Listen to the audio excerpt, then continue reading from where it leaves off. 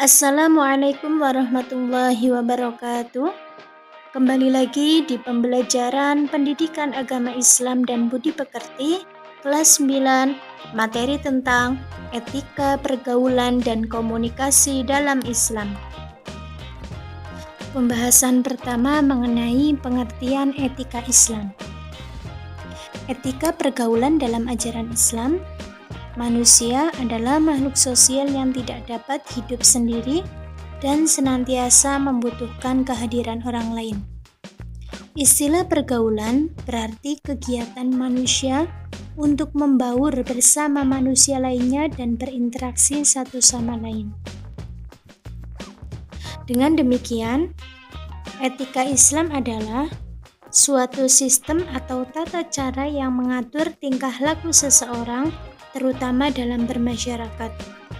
Jadi, etika Islam adalah suatu etika yang dilandasi oleh hukum Islam dan mutlak mengikat semua umat muslim, terutama dalam hal pergaulan. Pokok dasar etika Islam tercantum di dalam Al-Quran, seperti firman Allah dalam Al-Quran surat Al-Qalam ayat 4 dan Quran surat Al-Imran ayat 104. Yang pertama, dalam Quran surat Al-Qalam ayat 4 yang artinya, sesungguhnya engkau Muhammad berada di atas budi pekerti yang agung. Yang kedua, di dalam Al-Quran surah Al-Imran ayat 104 yang artinya, hendaklah ada di antara kamu segolongan yang menyeru kepada kebaikan, menyerukan kepada ma'ruf atau yang baik, dan melarang dari perbuatan mungkar, dan itulah orang-orang yang bahagia. Dalam agama Islam, ada beberapa aspek atau hal yang menyangkut pergaulan yang harus diketahui. Di antaranya adalah dengan siapa kita bergaul dan bagaimana cara bergaul dengan orang lain. Yang pertama, beberapa aspek pergaulan yang perlu kita ketahui adalah etika pergaulan yang lebih tua. Yang kedua, etika pergaulan dengan teman sebaya. Yang ketiga, etika pergaulan dengan yang lebih muda. Yang keempat, etika pergaulan dengan lawan jenis. Yang pertama, etika pergaulan dengan yang lebih tua.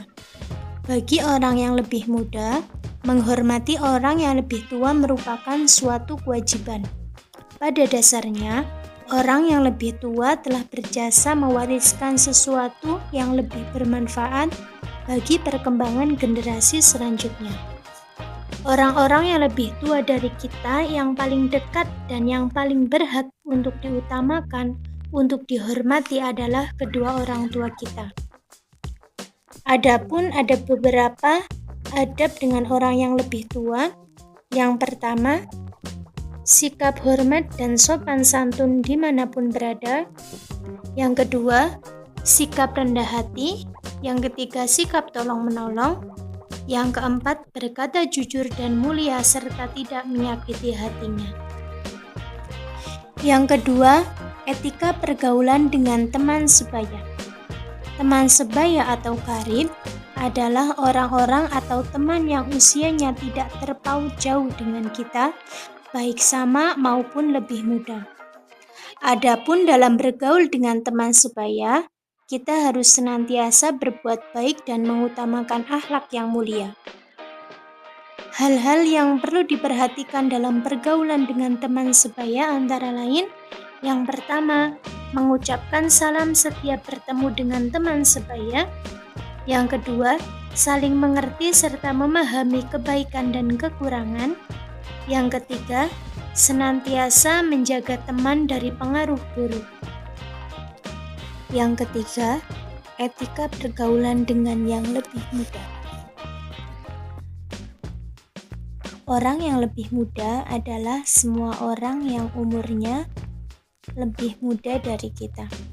Mereka merupakan adik kandung, adik kelas di madrasah, atau teman-teman bermain yang lebih muda umurnya.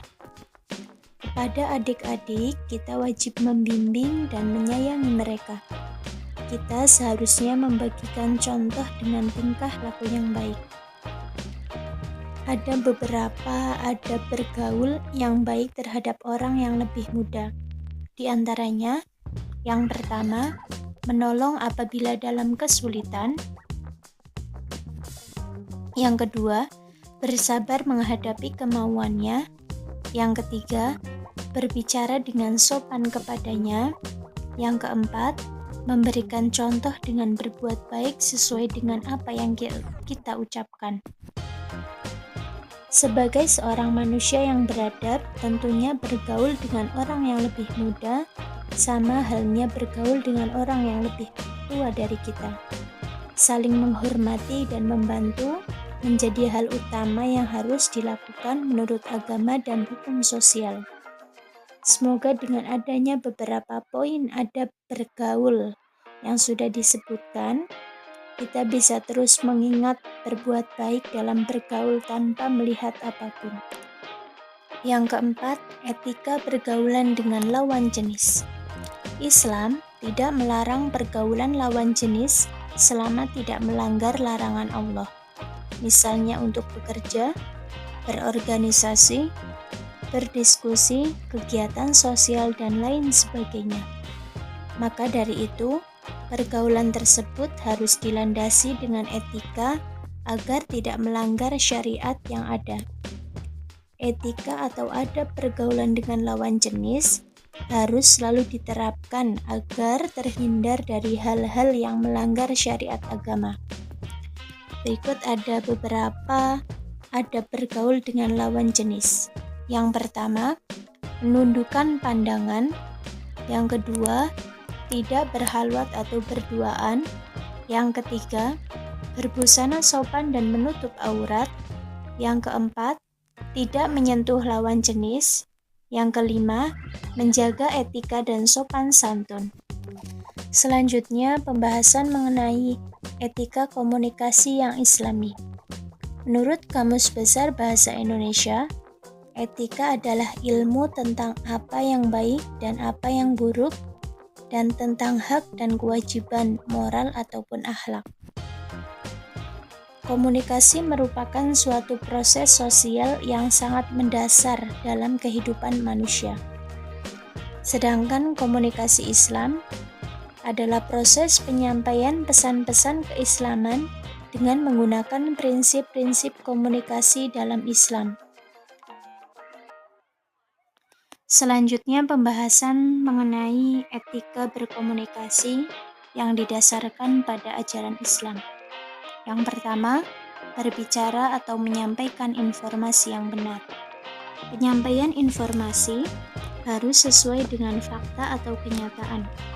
Pembicaraan yang benar, jujur, tidak bohong, lurus, tidak berbelit-belit dapat diartikan sebagai qaulan sadidan. Allah memerintahkan kepada orang-orang yang beriman untuk berbicara dengan qaulan sadidan, yaitu perkataan yang sopan, tidak kurang ajar, perkataan yang benar, bukan yang batil. Yang kedua, menggunakan bahasa yang santun. Etika bahasa merupakan suatu kaidah normatif yang berlaku dalam komunitas masyarakat tertentu. Artinya, penggunaan bahasa yang menjadi pedoman umum yang disepakati oleh masyarakat pengguna bahasa. Yang ketiga, memberikan respon dengan kata-kata yang baik. Kalimat thayyibah artinya kata-kata yang baik, bermakna kebaikan, dan pasti mendatangkan kebaikan. Dalam Islam, kalimat thayyibah ini bermanfaat untuk mendekatkan diri kepada Allah atau sebagai bentuk komunikasi kepadanya. Yang terakhir, ada bertanggung jawab. Pengertian tanggung jawab adalah melakukan semua tugas dan kewajibannya dengan sungguh-sungguh. Tanggung jawab juga berarti siap menanggung segala risiko atas perbuatan sendiri. Alhamdulillah, pada pembelajaran kali ini, materi tentang etika pergaulan dan komunikasi Islami sudah selesai. Semoga apa yang kita pelajari di pertemuan kali ini ada manfaatnya untuk kita semua. Amin amin ya robbal alamin. Sampai jumpa di pertemuan selanjutnya. Sekian, wassalamualaikum warahmatullahi wabarakatuh.